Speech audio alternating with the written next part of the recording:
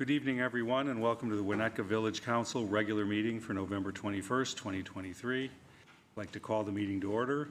And first off, I would like to wish everybody in our community a happy Thanksgiving.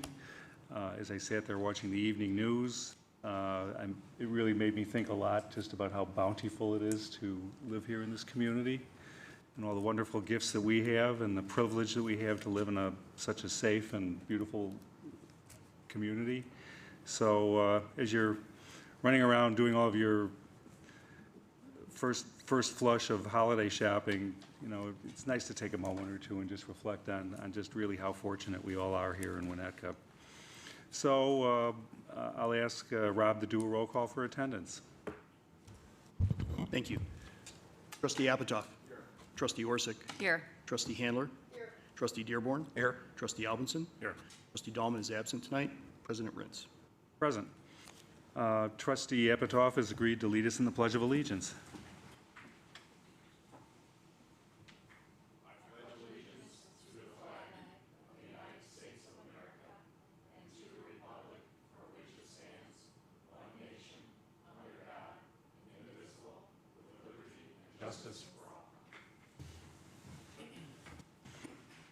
Thank you. All right, Rob, you want to do a quorum check? Yes. December the 5th, the 12th, and the 19th. I will not be there the 12th. Okay, Bob is out. Any other conflicts? All good? Thank you. Let me know if there's any conflicts that pop up. Sure will. All right, item 4 is public comment. This is the time of the evening when anyone from the audience can come up to the microphone and share your thoughts on items that are not on the agenda. Would anybody like to speak this evening on items not on the agenda? Come on up. Good evening. My name is David Seaman. I have, I've lived in Winnetka for 20 years. I can't believe it. Former Park Board Commissioner, 2020 to 2023. And I just wanted to summarize the email that I sent to each of you on November 15th. I have a hard copy. There are some formatting and spelling enhancements from the email that I sent to you on the 15th. But listen, in June of 2022, I voted as commissioner with 2 other commissioners to revoke the permit application for the plan for Elder Centennial. I did it for 2 reasons. One, we had a petition with a lot of signatures that had a lot of objection to the plan at that time. And number 2, we needed to separate from Orchard 2020 as it related to beachfront design. Well, it's November of 2023 and the Park District has a new plan. It's been 17 months of listening and learning, untold hours of input from experts and engineers and consultants, obviously, and most importantly, residents. 17 months without any design influence from Orchard 2020. And I have listed all the changes in the handout that I have as well as the email. It's a lot. It's substantial versus the original plan from 2022. Now, the caucus survey, the 2023 caucus survey, just as I believe that the petition in 2022 had significant objection to the plan at that time, I believe that the caucus survey, the 2023 caucus survey, shows substantial support for this plan. Only 15% of people answered in the multiple choice section, I have concerns about the current plan, think about a referendum, so on and so forth. Listen, our beaches are sand starved. We know that. You know, we need structures to trap sand so that we can create, maintain, and protect our beaches. You know, time isn't necessarily on our side. Mother Nature or nature is unrelenting. You know, at any point a storm could ravage Elder Centennial. I don't know, but I don't think time is on our side. And listen, it's extremely important to do, or extremely expensive to do work on our beaches. I believe it's worth the investment, as the lakefront is our most unique and important asset. Again, I've been saying this for for a while now. We don't call this area the North Trail, the North Park, the North Pool, or the North Gulf. We call it the North Shore for good reason. And because of that, I think our lakefront should take priority on capital project dollars. And lastly, there's still many steps to be taken, a lot.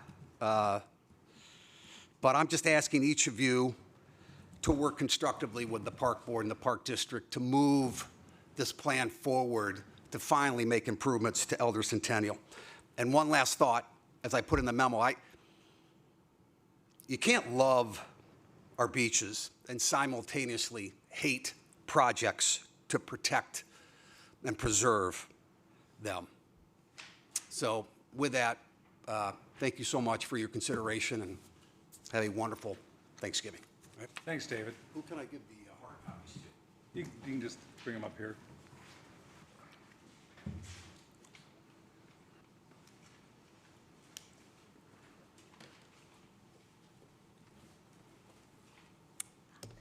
Hello. My name is Julie Peterson, and I, along with my husband John and our 2 children, have lived in Winnetka just over 11 years. My husband John serves as the executive director of the Winnetka Park District. Thank you for the opportunity to speak tonight as a resident with questions and also as a retired journalist. During the November 6th Village Caucus Zoom meeting, I asked incumbent village trustee candidate Rob Apatow to pledge that if reelected, will he uphold transparent operations and conduct in his and his wife Vicki Apatow's dealings when appearing and speaking before any other government entities like our park, library, and school board meetings, and as concerns any relationship with the Spot Checks website co-founded by Rob's wife Vicki. Rob, you emailed to my request for time that you're too busy to meet with me.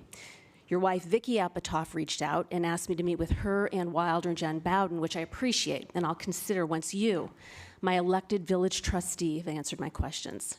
If the U.S. Supreme Court can pledge a renewed transparency in its work and any appearances of conflict of interest, why shouldn't I and we expect the same here at the local level? I'd like to be part, and I'd like to offer to be part of a productive, positive answer to concerns about potential conflicts of interest and transparency. If the Village Council would like to pursue a committee or any research into ways to make our election process more transparent from caucus through general election, I'd be sincerely happy to pitch in and to help. And Chris, I will share my contact detail with you later tonight.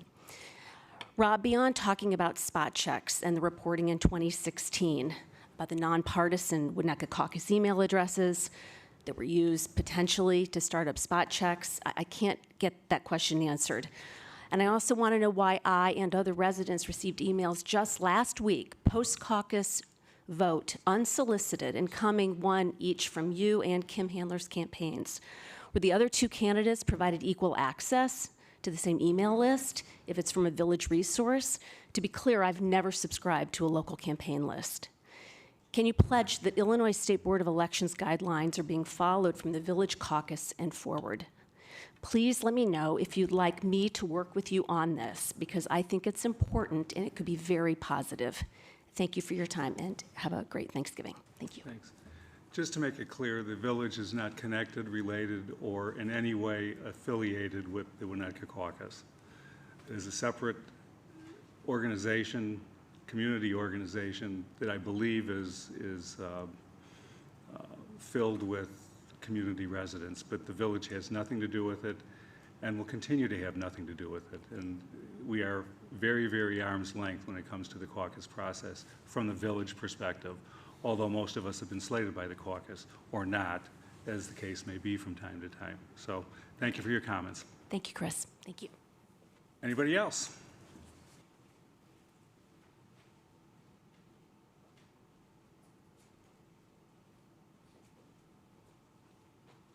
Hello.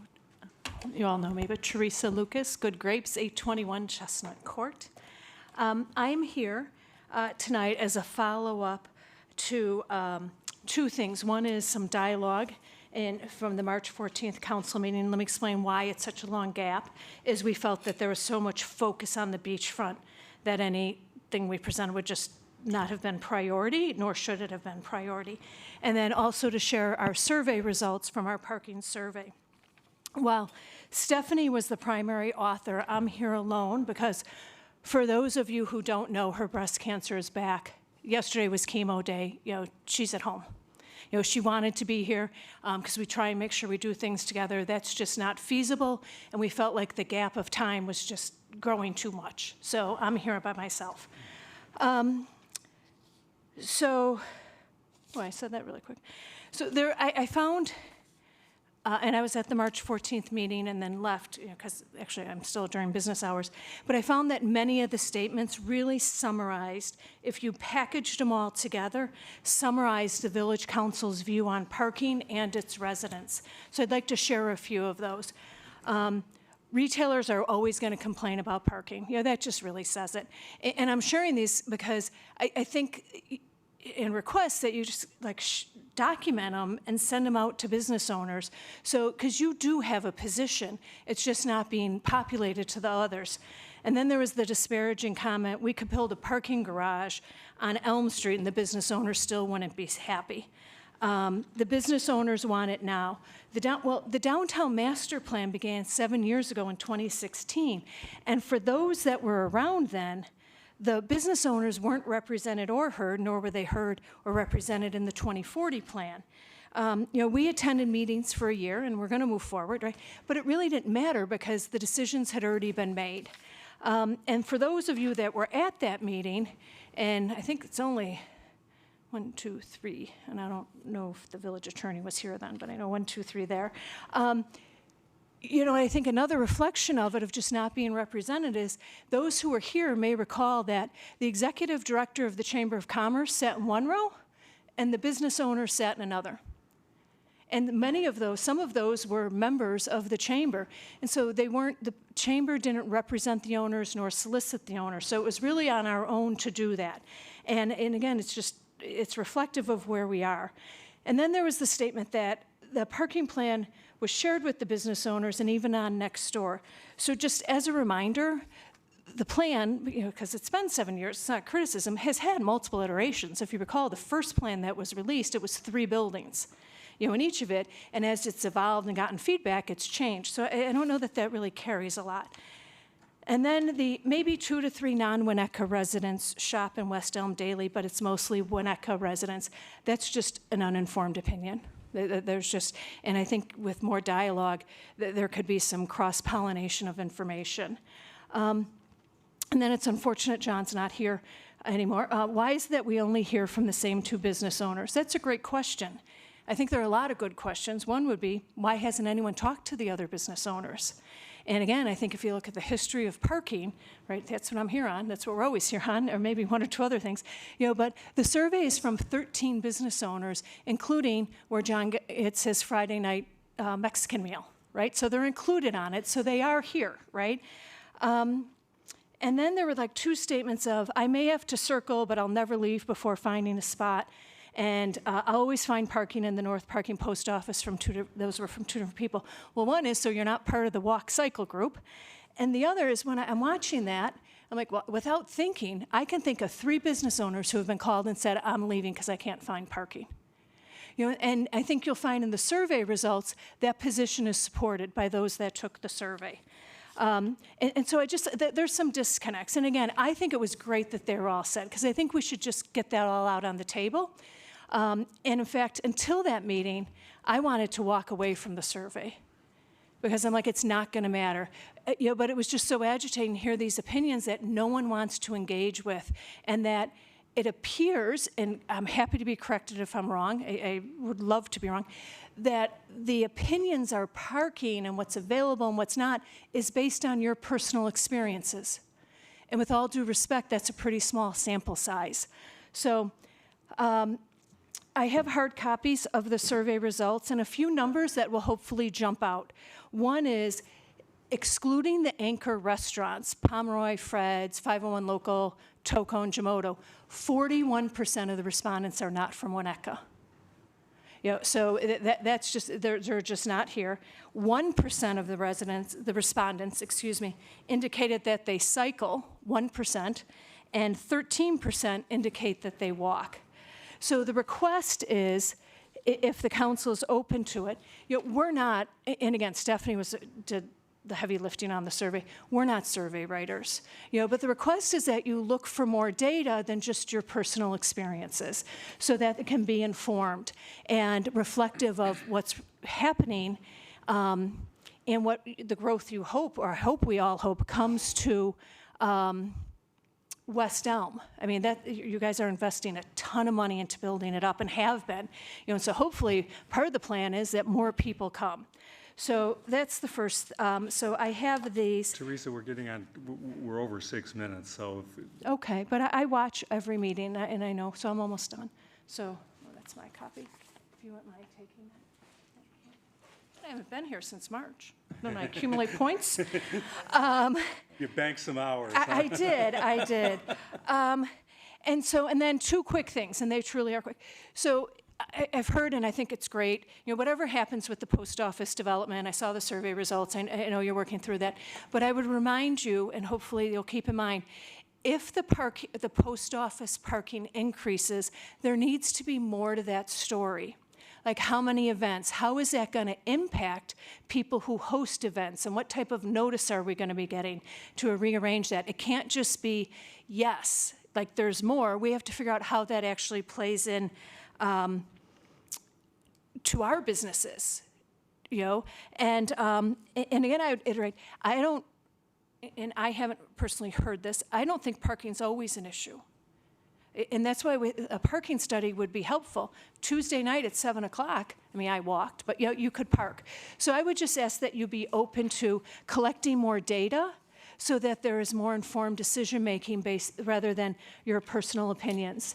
And so we've given the cover letter, which goes into more, and as well as the survey results. The data dump, the Excel file, we didn't print that out. If you'd like it, I'm happy to send it if someone wants to massage through that.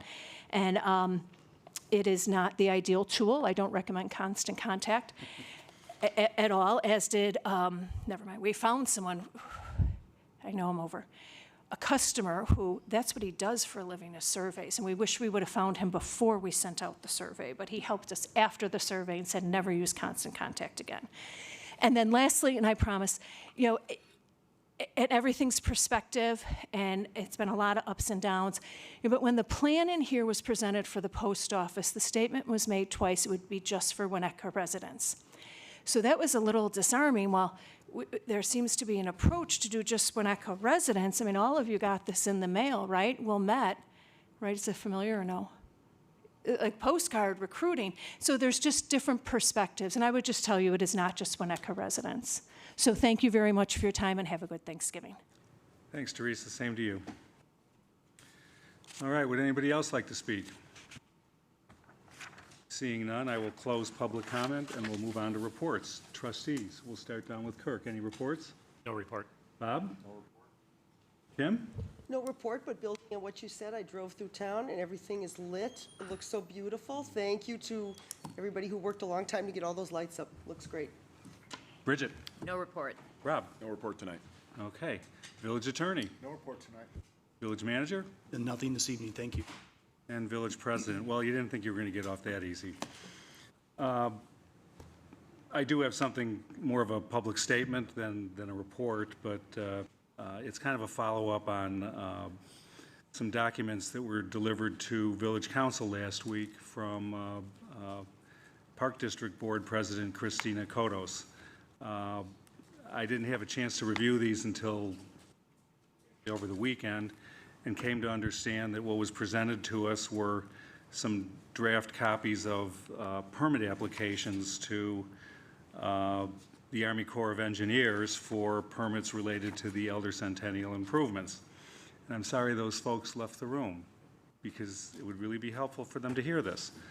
I really just wanted to remind the Park District that, and look at, I'm not going to try to infer that there's any evil sort of goings on here, but there's been a lot of changes over the last year relative to our ordinances on the lakefront, and I think they might have missed the fact that there are several approvals that are required from the village.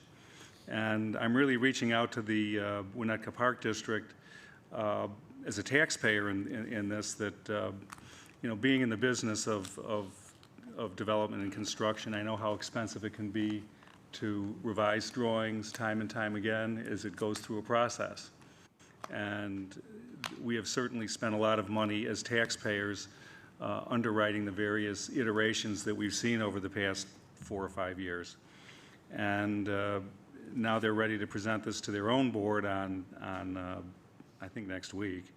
And I wanted to point out 2 things. Number one, that our ordinance related to lakefront construction, both on and in the lake, require a preliminary meeting with the village to review the requirements and to make sure that we can point out any potential pitfalls and explain to them what may or may not be required for them to obtain their construction permits. Secondly, if you all remember, we clarified our special use process, indicating that all of the taxing bodies are required to come through, if they have substantial improvements on their property, to come through the village special use permit process. And I'm just asking that the Park District reach out, staff to staff, and get a clarification from our people as to what the requirements are before they go out and obtain a permit for a project that they might not get approval from at the village council level or our subsidiary bodies. It's not anything against the plan, it's just that we have rules here, and there's a process. And if they go ahead with this process, the interesting thing was, if you all remember, Mr. Ishbia agreed to voluntarily go through our process for his rock walls and whatever else. And I had the opportunity to talk to him during that process and after it. And it cost him considerable money to make the revisions several times and then have to go back to both the DNR and the Army Corps to get final approval before he could actually start construction and we could issue a permit. So, you know, and that was on a voluntary basis. So I'm just asking the Park District to familiarize themselves with what the new rules are as of 2023 and do their best to adhere to the processes we've laid out so that we don't have an issue where they bring something forward into the village process only to find out that their plans require revision. And I'm not suggesting that they do, but I am suggesting that anytime you go through a process like this, there are tweaks and comments and accommodations that need to be made. And I would rather have them integrate that into their final applications to the Army Corps and follow our process rather than spending our money as taxpayers going forward on one front when they still haven't closed the loop on the local fronts. Because really at the end of the day, and I'm not saying this with hubris, but I'm just saying this out of reality, we're the only ones that count. Because you can get all these other permits, and if you don't have the village locked up, the potential for change still sits there, and I just don't want to see them have to go through that. So hopefully they'll pick it up on the tape, and will recognize this, maybe pull back on it, and do what they need to do to engage the village first before they start going off for their regulatory permits from both the federal government and the state.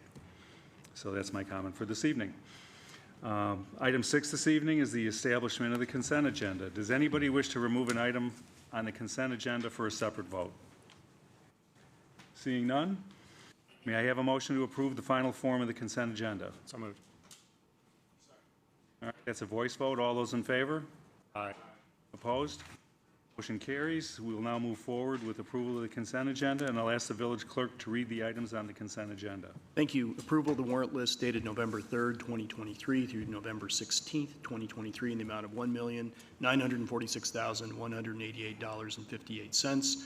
Resolution number R101, 2023, approving a Fifth Amendment to a license agreement with New Singular Wireless PCS LLC for adoption. Great. Thanks, Rob. Okay, may I have a motion to approve the consent agenda by omnibus vote? So moved. Second. That's roll call vote. Trustee Handler? Yes. Trustee Alvinson? Yes. Trustee Dearborn? Yes. Trustee Orsic? Yes. Trustee Apatow? Yep. That motion carries. Thank you. And in our longstanding village council tradition, we have an empty room to have a public hearing this evening, so. All right, a public hearing on the budget for fiscal year 2024 has been advertised for tonight's meeting. The hot topic. topic of the year. You know it. The Village Council discussed the proposed budget at a public meeting on November 3rd with as much input, and we will take public comment tonight. So at this point, I'm declaring the public hearing on the proposed budget is open. Finance Director Tim Sloth will be here to provide an overview of all budget ordinances and resolution on the agenda tonight. Are there any audience comments on the preliminary budget or any of the related ordinances or resolution tonight? Hearing none, the public hearing is now closed. I think you should, That's not what it says. Oh, he's going to comment for, oh, okay. okay, I was in a hurry. I could tell.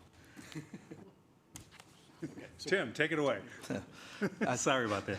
Thank you. Good evening, council. I'm just going to review the budget and all the associated ordinances. So we'll get started. So in terms of the budget, per the Budget Act, which the village functions under, the annual budget must be adopted before the commencement of the fiscal year. And as part of that process, under Section 82-9 of the Illinois Municipal Code, we are to hold a public hearing on the proposed budget. And we published a notice of tonight's public hearing in the November 9th edition of the Winnetka Talk. So a detailed copy of the proposed budget has been posted online. It's available at Village Hall and also at the public library. The Village Council held an all-day public review meeting on the budget on November 3rd, and as a result of that meeting, the proposed budget was updated with the following adjustments. The advanced metering project totaling $4,250,000 was changed from a 4-year project to a 3-year project, and additionally, the amount funded out of the general fund in 2024 was reduced from $115,000 to $0 in 2024. Staff also reviewed the revenue budget for interest income in the general fund and increased it from $550,000 to $675,000. The combined impact of these two adjustments to the general fund was $240,000. Staff also made an adjustment to the proposed property tax levy, reducing it from the initial proposed levy of $15,998,177 to a proposed levy of $15,538,899. However, with an additional loss collection factor proposed of 2%. The proposed levy will be discussed in a little more detail later in this presentation. But just a few key facts regarding the proposed 24 budget. First and foremost, the 24 budget is balanced, meaning that routine annual operating expenditures are paid for by routine annual operating revenues. We do not rely on one-time revenue sources or the drawdown of fund balance to balance against routine regular operating costs. All in, the budget totals $102,004,210, which represents an operating increase of 5.3%. The capital portion of the budget totals $32.2 million and provides funding for major capital initiatives, including $1.9 million in roadways, sidewalk, bridge, and trail improvements, $18.3 million towards stormwater infrastructure, $1.5 million towards downtown revitalization, $3.8 million in electric utility infrastructure, $3.8 million improvements to drinking water system, including water main replacement and lead service line replacements, $900,000 in sanitary sewer improvements, and $1.3 million in vehicles, equipment replacement, and investment in public facilities. Included with the approval of the budget process is the rate ordinances for both the general fees and the utility fees. For the general fees, which is rate resolution R-99, and the utility fee rate resolution R-100, several adjustments were discussed during the council budget review meeting and have incorporated in the rate resolutions. So key changes include, if you recall at the budget review meeting, staff discussed the change in the calculation of building permit fees. So to be consistent with remodeling projects, staff proposes to set the base building permit fee for new primary structures and additions at 3% of construction value. And then based on council feedback, staff also proposes to reduce the base building permit fee to 2% of construction value for remodeling and addition project structures deemed architecturally significant and that have been granted a maximum building size bonus.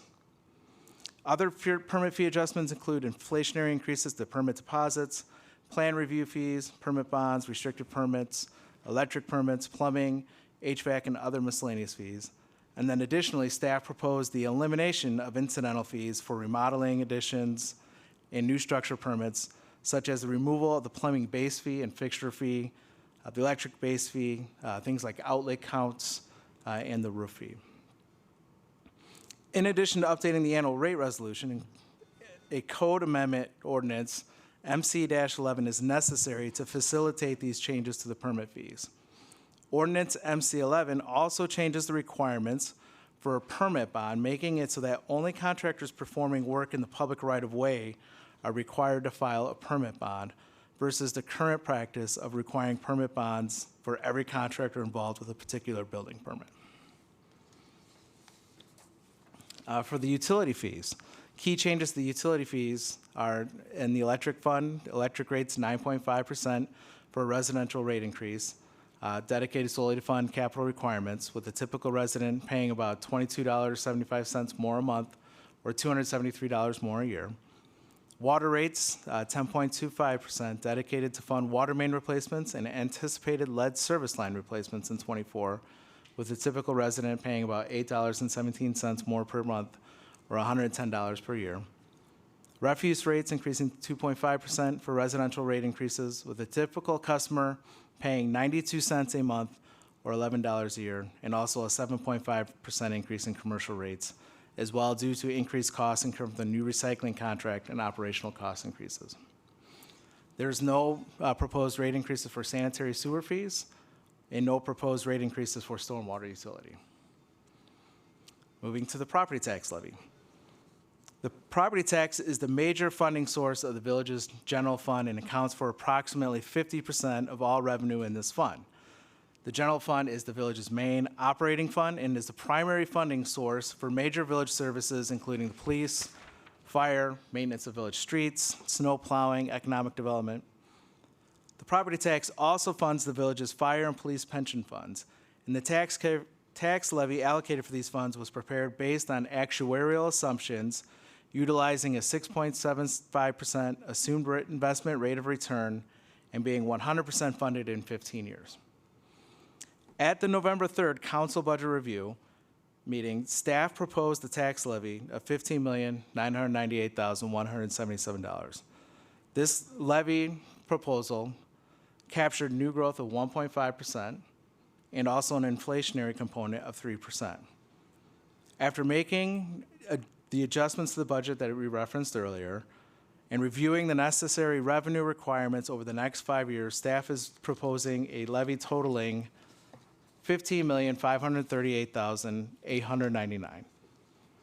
The proposed levy continued to capture the new growth factor of 1.5%, but rather than proposing an inflationary component of 3%, staff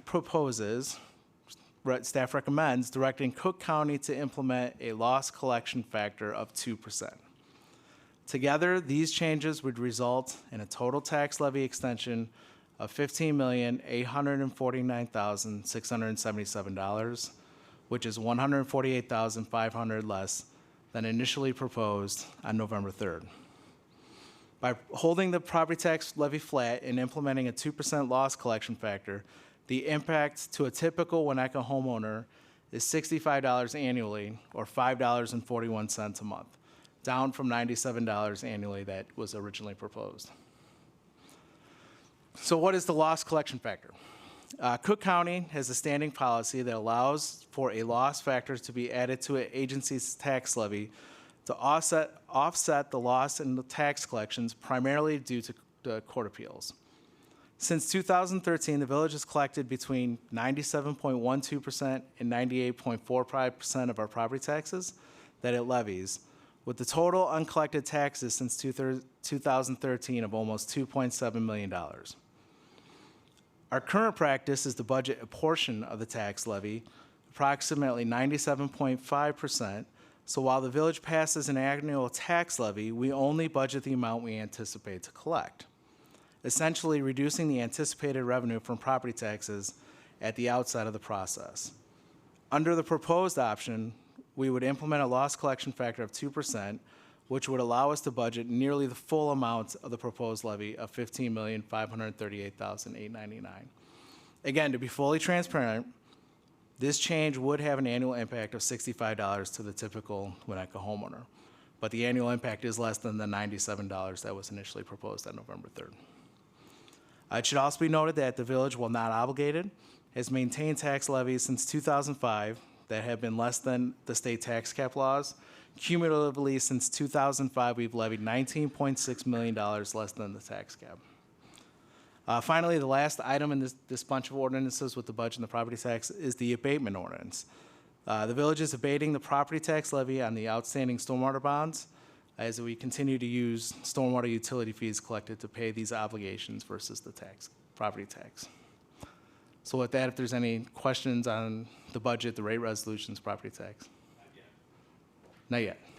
Are there any audience comments on the preliminary? Red is dead. Are there any audience comments on the preliminary budget or any of the related ordinances or resolutions that are on the agenda tonight? Hearing none, the public hearing is now closed. Now council can ask questions and we can open it up for discussion here. Bob, I know you've been doing a lot of work on this, and I guess I'll ask that you lead things off. Okay. Thank you, Tim. And as always, I think that Tim, you and the others did a wonderful job in putting together the budget. And it's a very responsible process, and I think that's been terrific for many, many years. And, you know, we did have conversations, dialogue back and forth, emails and conversations with Tim, Rob and I and Tim had conversations, because I really didn't fully comprehend, understand this county loss and cost mechanism that was out there. That was not mentioned at the budget meeting, and here we are. So it's a creative way to accomplish something, so I understand that. I just sort of wonder if the time is now at this budget meeting and this budget process that we're going through to implement that without more robust conversation about the implications, so we all understand it a little bit better.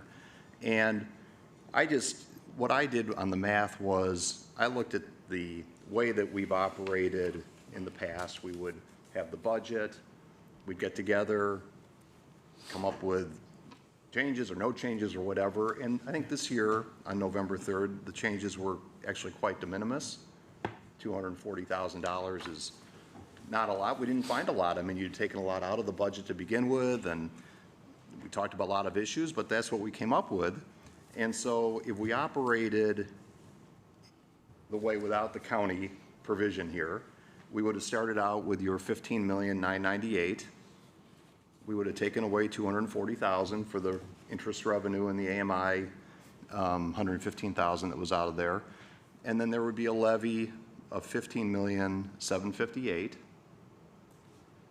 Then there'd be the new growth of $229,000, and you get down to $15,529,000, which would be a 1.4% increase from the prior year. So there is an increase. We're not talking about not raising more money than the prior year. We are talking about that, but it would be 1.4%. Under the new system, not including the county mechanism, instead of $15,529,000, we get to $15,620,000, essentially. So we're talking about $90,000, but it just, which is your 2%. It just seemed to me, in thinking about it, that to go through that process like we did on November 3rd, and to not capture what we thought were reasonable savings or increases in revenue, it sort of took away a little bit from the impact of what we tried to do. And then, yes, the levy that you're proposing would be flat, but it's not really flat in terms of how it affects us as taxpayers when the county comes around the side door and gets an additional $300,000. So it just seems to me, from a process standpoint and from the work that we put into the budget and the fact that we're not talking about that much money, that we should stick with the way we have done it in the past and capture the savings that we talked about and then revisit this. And I don't think I know that we have over the next many years. We have a ramped up capital plan. We have expenditures that are going to hit us. And I think we just have to address those in next year's budget, and the following year's budget, and so on, and not look to this budget to sort of get that process going. I think we can increase the take, if you will, by 1.4%. And I think we'd be doing residents a good service by sort of adhering to what we've done in the past. So that, I would not support the county loss factor. I think we should just incorporate the savings we talked about, have the levy. It would be the first levy increase in 9 or 10 years. I understand that, but here we are. But I don't think all in increasing the tax collection from our residents by 1.4% is out of bounds in today's world, and that's where I came down on it, Chris. Great, thanks, Bob. And thoughts, comments? Go ahead, Kim. Yeah, this was a little bit of a brain teaser for me. I was doing a lot of research this afternoon. So I know, thank you, Bob. You just quoted all the real numbers. Can I throw out an example to make sure I understand the way this would work? Yes. Let's say today Cook County is charging all the Winnetka taxpayers $100 total, and we end up collecting $97.5. So instead, what this new program would do is now Cook County would charge taxpayers $102, and we get to keep now we're down to 100. Is that basically the way this would work? Yeah, so we would propose a levy of $100, and as it currently stands, we collect $97.50. The way we do it now, but this would We would level. propose, the way we would propose to do it is a levy of $100, the county adds 2%. We still collect 97.5% of it, so we get back down to the dollar that we propose.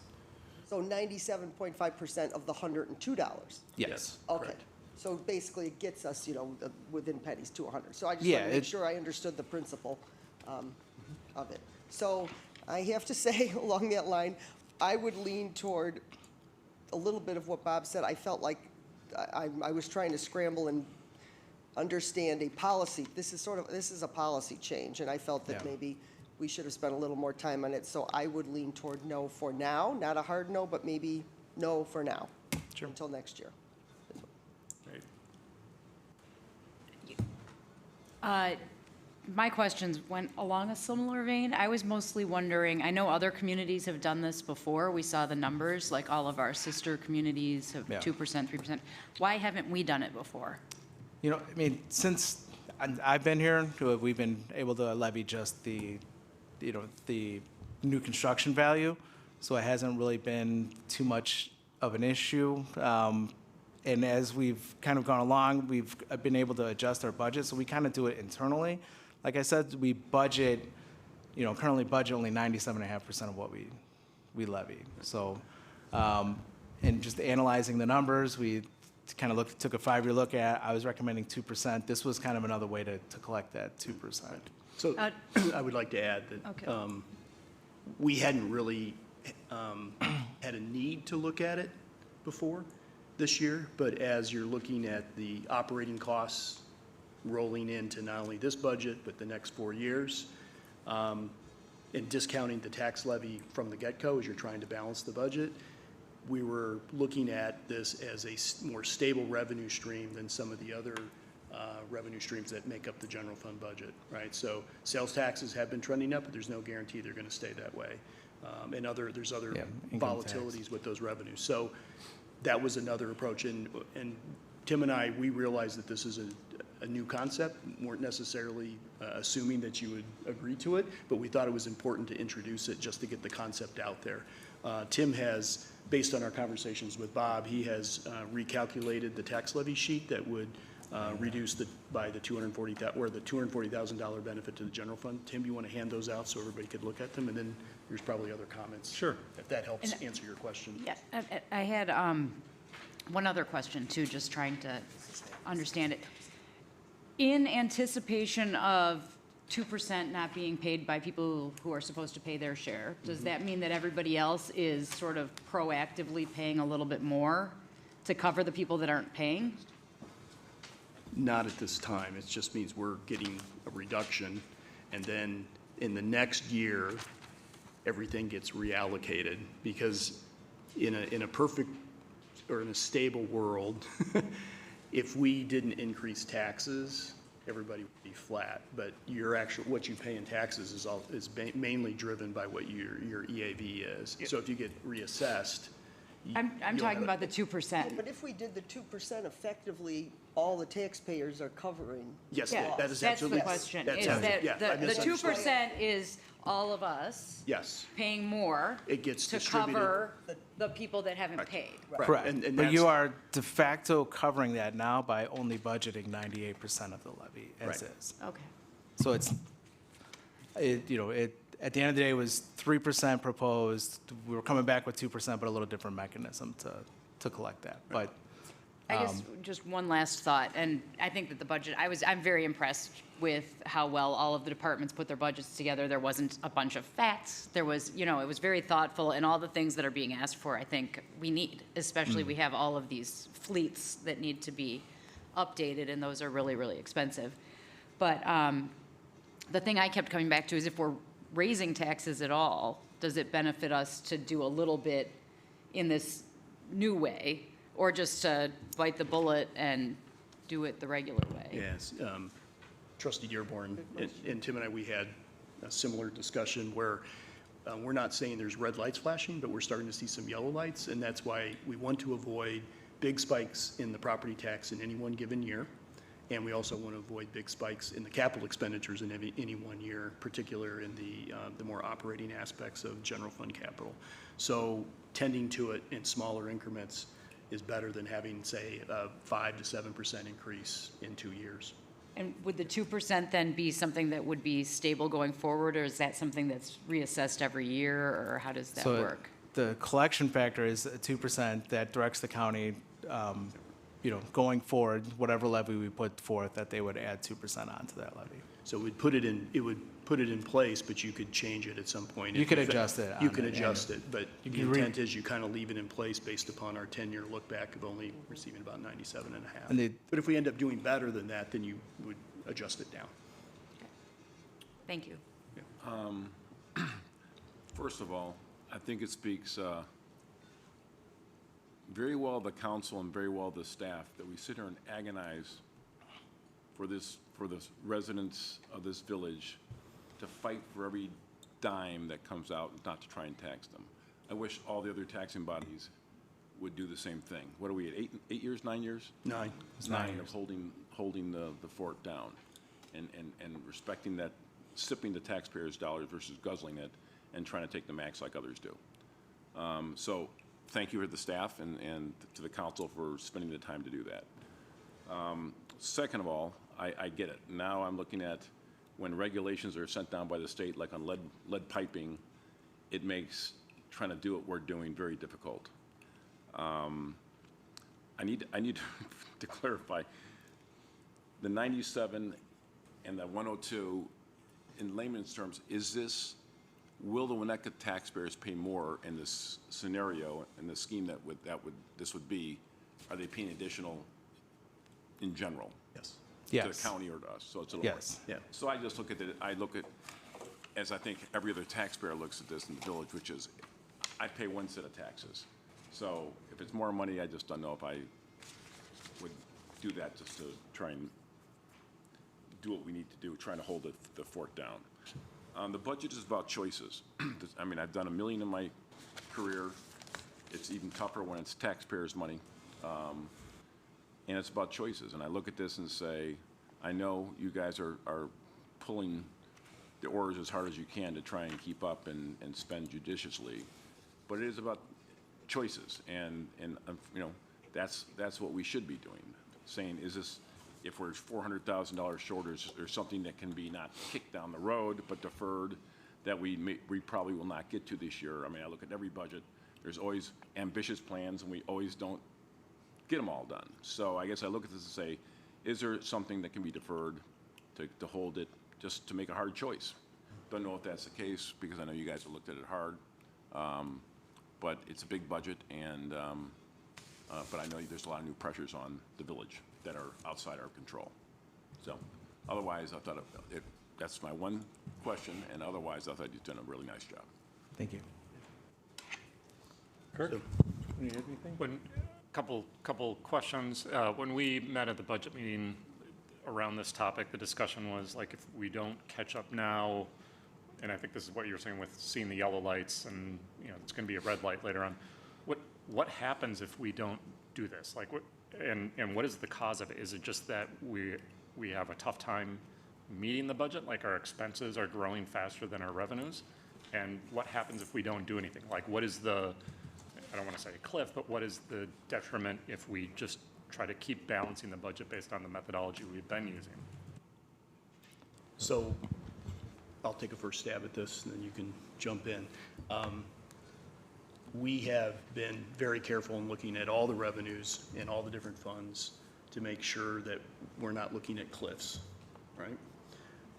The idea in presenting the loss factor was really to shore up a stable source of revenue that you can count on, that is less volatile, that we know we're going to need because of the operational costs we've signed on for. We've negotiated favorable labor contracts, but they're a little bit higher than we had in the past because of inflation.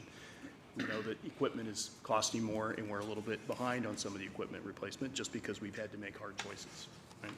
And as for the infrastructure, having been here now a while, it's an old town with old stuff that needs to be fixed, and I couldn't tell you that the items that are in the budget should be deferred. They really need to be handled. The road program, the water, the stormwater, the electrical, all this needs tending to. Otherwise, the water may not work, right? And that we saw that happening. We saw, you know, breaks occurring with increased frequency, and I wouldn't say we caught up, but we slowed that down a little bit. We need to maintain it. And it's not like it's a 50-year replacement, it's a 100-year replacement cycle. So it's going to be with us a long time. Tim, did you have anything else? So just looking out over the horizon over the next 5 years, we outlined in a memo, just kind of summarizing the changes that we provided. We're looking at, you know, roughly 3.3%, you know, revenue increase requirement in the general fund over the next 5 years to meet, you know, the increased capital load, the settled union contracts, pension increases, insurance, and all those metrics that we put out there. So that revenue can come from any source, right? It could be, you know, sales tax, income tax, interest income, property tax. But the property tax is the most stable of those sources, and it used to account for 55% of the general fund revenues. Over the last 9 years, that's whittled down to about 50% of general funds. Still a significant source. And we'll, of course, analyze it on a year-to-year basis because, you know, we know as the budget goes, you know, you don't always spend out every last dollar, and we look at it every single year. But that's kind of the numbers that we're looking at coming down the pipe. So this year, you know, we recommended 2%. You know, if Bob's plan 1.43%, you know, I'm not going to say that's going to break the bank either way in 1 year. But it does, you know, we are trying to, you know, look out over the next 5 years. And we've seen over the last 5 to 10 years significant increases in sales tax and income tax. Not from any rate increases that we've passed, just from that general growth of the economy.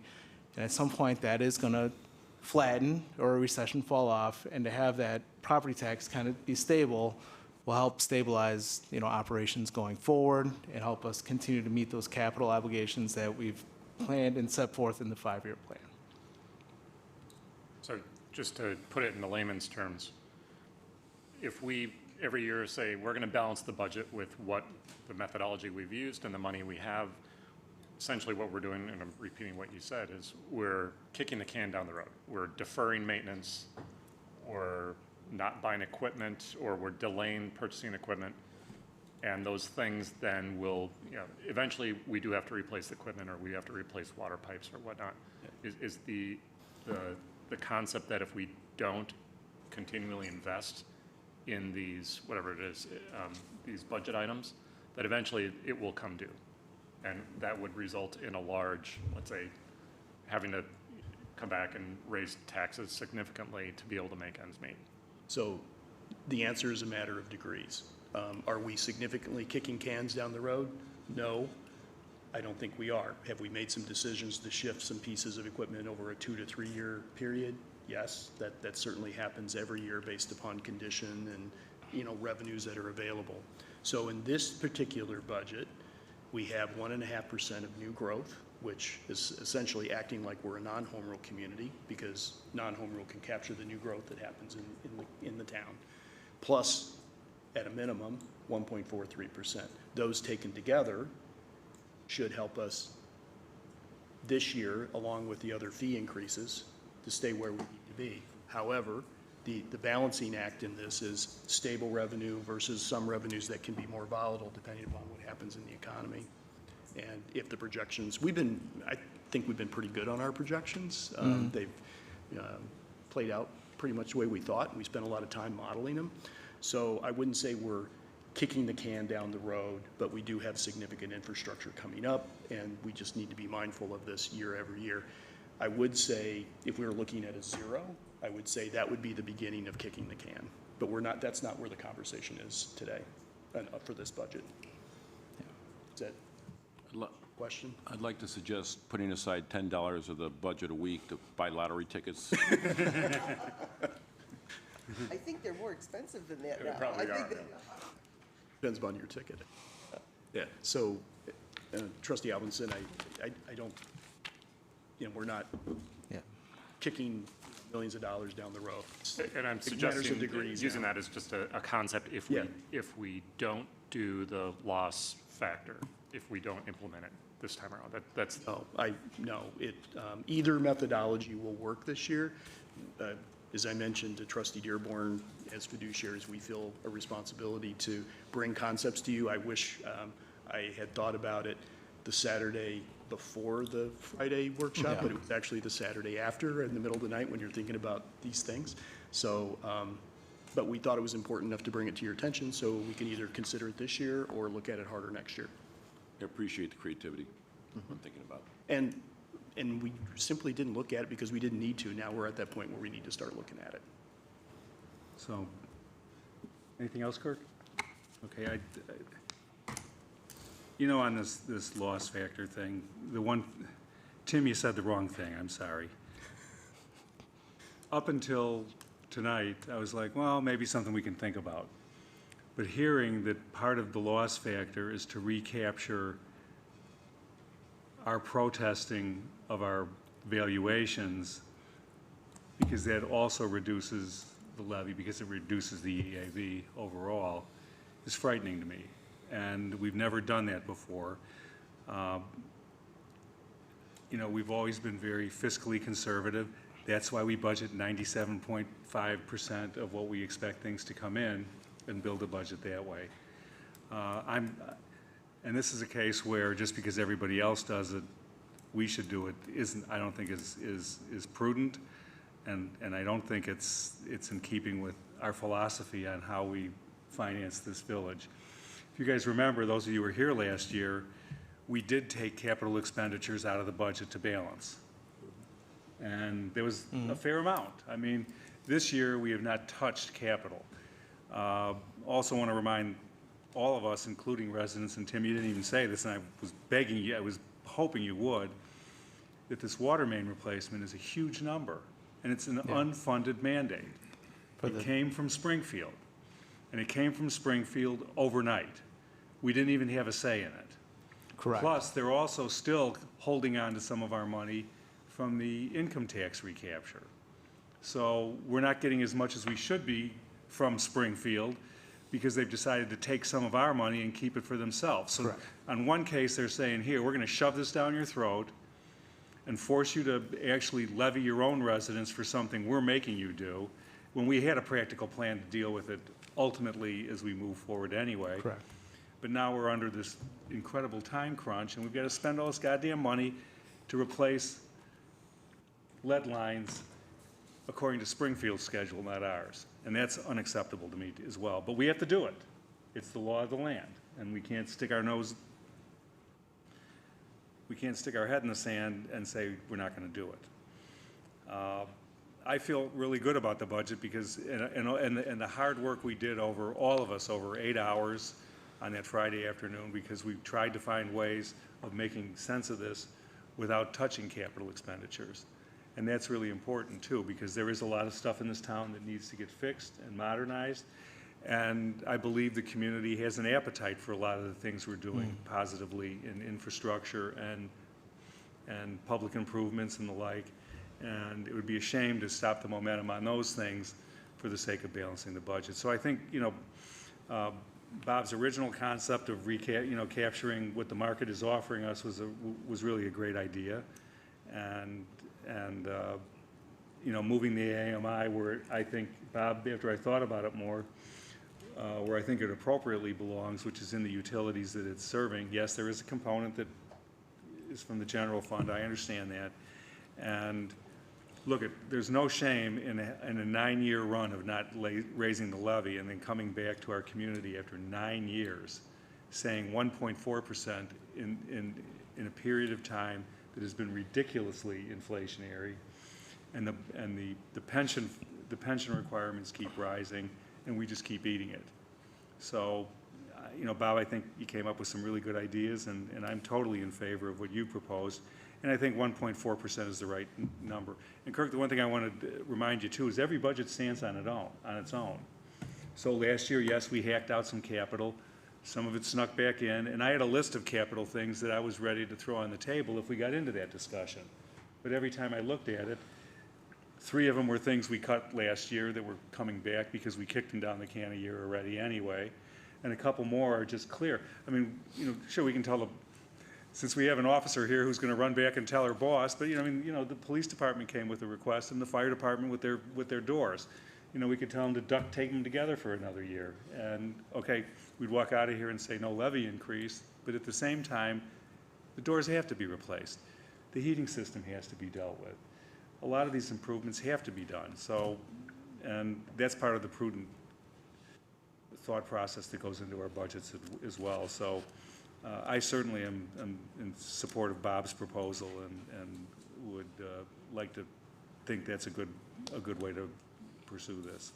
Chris, can I just? Sure. I'm saying, Kirk, you raised a really good point in this conversation about deferring things and are we falling behind the infrastructure curve or whatever. First of all, a lot of the infrastructure is not financed from what we're talking about here.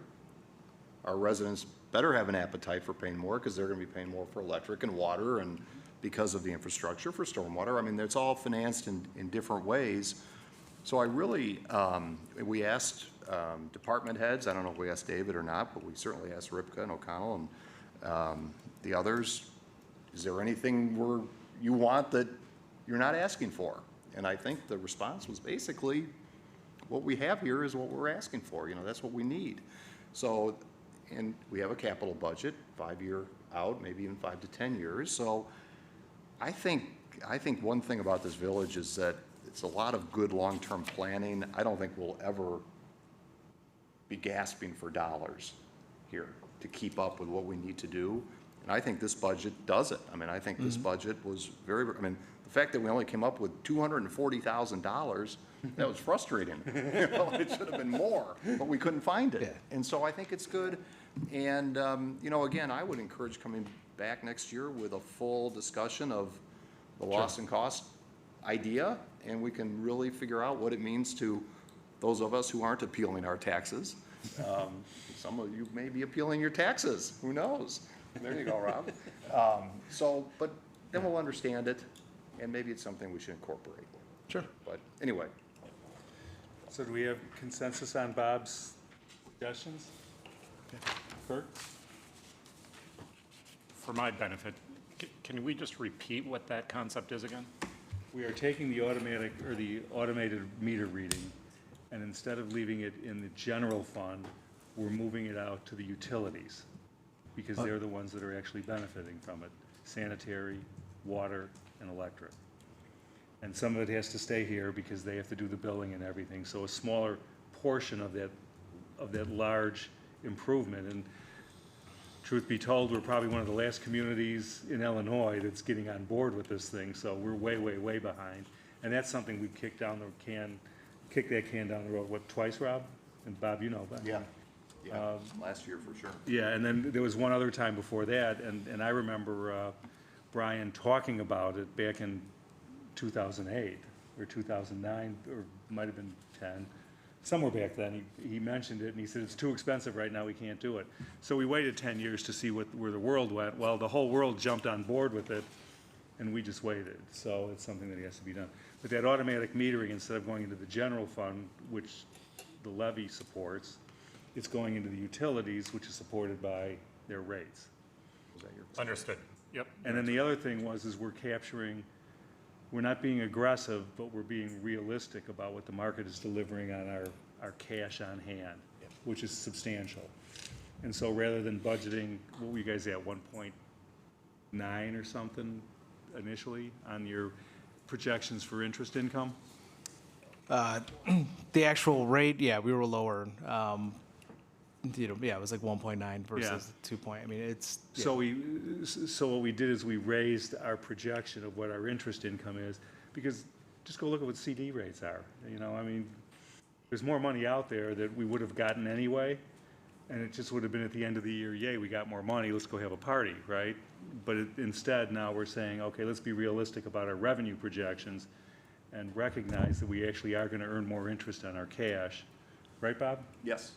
And that's So how that works. The sum total of those two changes was $240,000, and the proposed tax levy, the readjusted that we had, didn't capture all that in this year. Bob's proposal would capture all that $240 directly into the levy. So the levy, as suggested, would be $15,758,177, and that would be a dollar for dollar capturing of that $240,000 that we identified for 2024 Right, less the 229 gets us down to 15,529. to the existing rates. Right. Yes. Right. Less needed.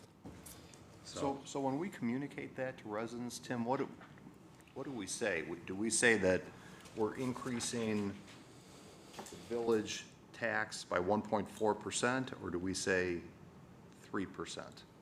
I would say 1.43%. 1.43%. How we've done it consistently. Yeah. Okay.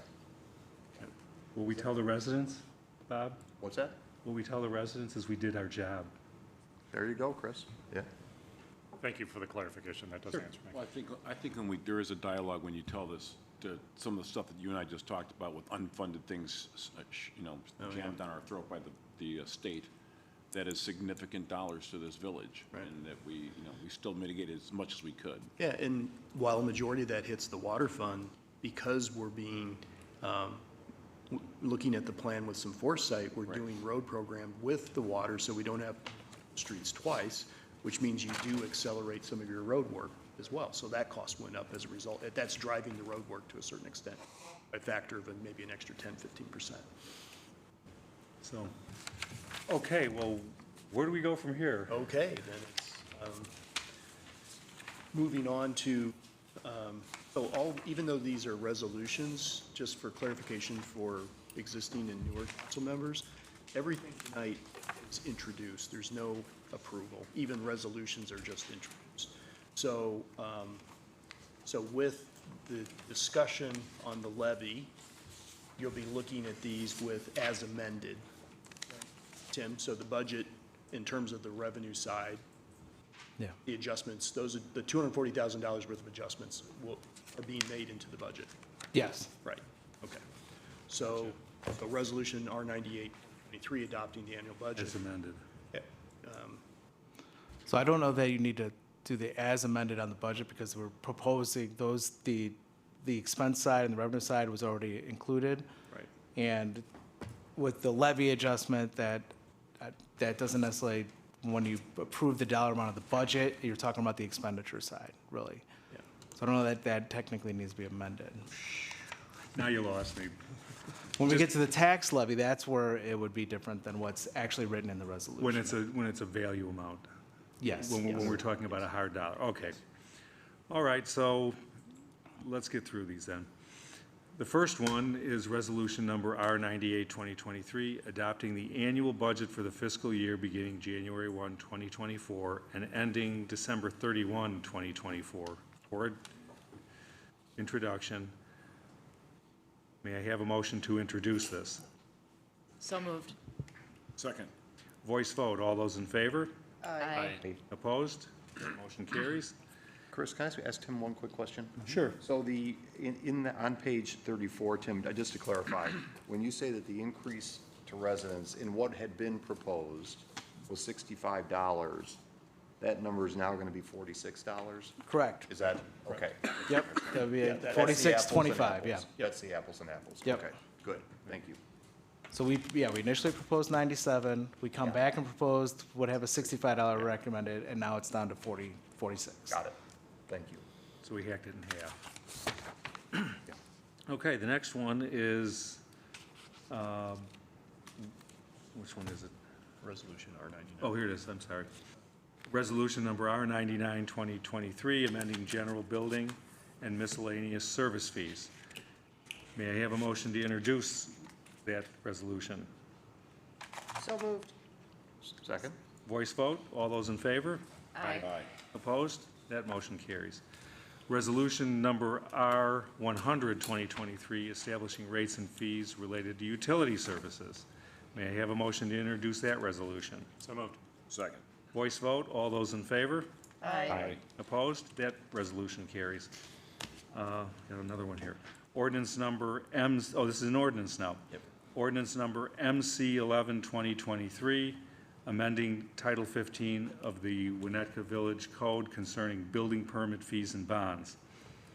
May I have a motion to introduce that ordinance? So moved. Second? Voice vote, all those in favor? Aye. Opposed? That motion carries.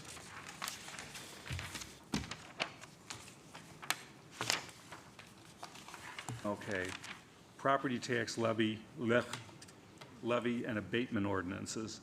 Ordinance number M14, 2023, tax levy So, as amended per our conversations. May I have a motion to introduce this ordinance? So moved. Second. Voice vote, all those in favor? Aye. Opposed? That motion carries. Ordinance number M15, 2023, directing Cook County to apply a loss factor. We'll just vote no. Okay. You can defer it or vote no, whatever you want to do. Let's just vote no, so that it's clear. I kind of like voting no on this one. Directing Cook County to apply a loss collection factor, property tax levies commencing with the fiscal year May 2023 and ending on the 30th day of April 2024 and subsequent years for the Village of Winnetka. I May move have- we vote no. Well, why don't we just let it fail for lack of a motion? May I have a motion? So moved. Do I have a second?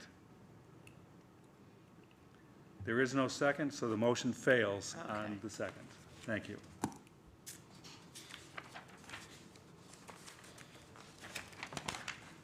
I think I'm getting close to the end here. Ordinance number M16, 2023, abating the tax, this is a good one, heretofore levied for the year 2023 to pay the principal and interest on taxable general obligation refunding bonds, Series 2020, of the Village of Winnetka, Cook County, Illinois. May I have a motion to introduce that ordinance?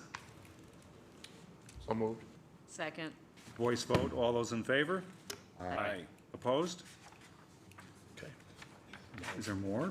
Oh, my We God. got one more item. Not related to the budget. Okay. Tim, thank you. Oh, never mind. Thanks, Tim. Oh, thank you. Yeah. And thanks, council, for entertaining the ideas. Hi, Kristen. I guess you're next. Okay, this is ordinance number M17, 2023, adopting the Village of Winnetka's current paid leave and benefits policy, opting out of Illinois Paid Leave for All Workers Act for all Village of Winnetka employees. This is up for introduction and possibly adoption if we waive intro. As a home rule municipality, the village can consider opting out of the Illinois Paid Leave for All Workers Act. Assistant Village Manager Kristen Kazinas is going to review this for us. Take it away. Thank you, President Rentz and Council. On March 13th, 2023, the Illinois Paid Leave for All Workers Act was signed into law. This act, effective January 1 of 2024, establishes a mandatory paid leave standard for all employees in Illinois, including local municipal employees. Employees will be granted up to 40 hours of paid leave during a 12-month period that can be taken at any time for any reason.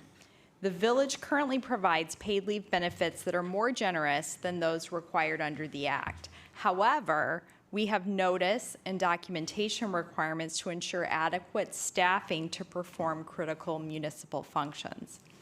The unfunded mandate required by this act would place undue financial and operational burdens on the village. As a home rule municipality, the village can opt out of the requirements of the act, provided the council adopts an opt-out ordinance by December 31st, 2023. The village attorney prepared ordinance M17, 2023, which formally adopts the village's existing paid leave and benefits policies and exercises home rule powers to opt out of the paid leave requirements of the act. Staff is requesting council consider introduction and possible adoption of this ordinance, and I'd be happy to take any questions. Okay, any questions from Kristen on this? Pretty clear. Feeling like a no-brainer. Yep. Is there anybody from the general public who would like to speak on this item? Seeing none. If there's no more comments and discussion, obviously, well, I'll just ask, look around here. Anybody have a problem waiving intro? No. Okay. Do I have a motion to waive introduction of ordinance number M17, 2023? So moved. Second. Voice vote, all those in favor? Aye. Opposed? That carries.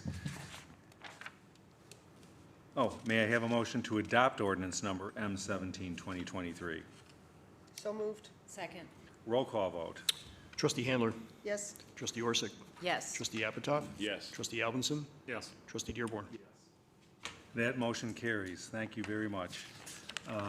Okay, moving along, item number 9, old business, there's none. Item 10, new business, there is none. Item 11 is a request to appoint Trustee Albinson to the Hubbard Woods Streetscape Council Liaison. Kirk has been engaged in conversations with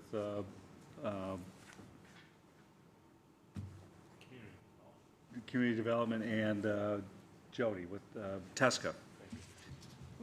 And I just wanted to formalize that input that Kirk is doing, and it takes a little load off my shoulders, too, that he can be involved in this, so I don't have to be at every single meeting on it. So may I have a motion to approve the appointment of Trustee Albinson to the Hubbard Woods Streetscape Council Liaison? So moved. Roll call vote. Roll call vote? Yeah. Well, that's what we got. Okay, Trustee Apatow. Yes. Trustee Dearborn. Yes. Trustee Handler. Yes. Trustee Orsick. Yes. Trustee Alvinson. Yes. Thank you. That motion carries. Thank you. Item 12 is closed session. There is none. And adjournment. May I have a motion to adjourn? So moved. Voice vote. All those in favor? Aye.